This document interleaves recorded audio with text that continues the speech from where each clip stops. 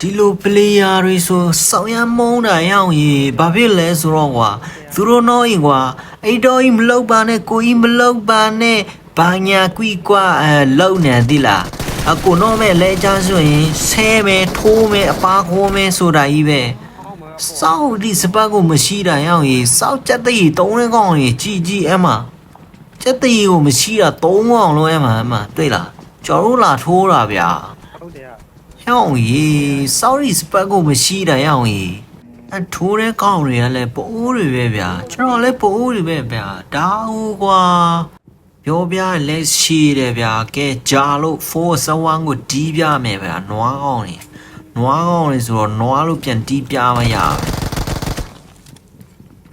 ဘူးပြီးတော့ဘယ်ကိုပြေးတတ်တာမှာထိုးတဲ့ကောင်းတွေပဲနော်အင်ကြီးချွတ်တဲ့ကောင်းတွေအင်ကြီးစိမ့်တော့အဲ့လိုတက်လာအဲ့လိုတေးမှလေနွားလို့တေးမှလေနွားလို့တက်လာနွားလို့တေးမှလေအဲ့မှာကုန်းစမ်းအဲ့မှာနွားလို့နောနေရောက်ကြီးလေးဘက်ချောင်းကြီးနောက်ဆုံးတော့ကောင်မကြတော့ဘာချောင်းနေတော့နောစမ်းအဲ့မှာလေးဘက်ကုန်းကြီးနွားကောင်းနွားလေးဘက်ကုန်းကြီးဘာတက်နိုင်သေးလဲကွာစောက်ရီစပတ်မရှိတဲ့ကောင်တွေစောက်ချက်သေးတုံးတဲ့ကောင်တွေကွာဂိမ်းဆောရတာတခါတလေကိုစိတ်ကုန်တယ်အားလုံးကျေးဇူးပါ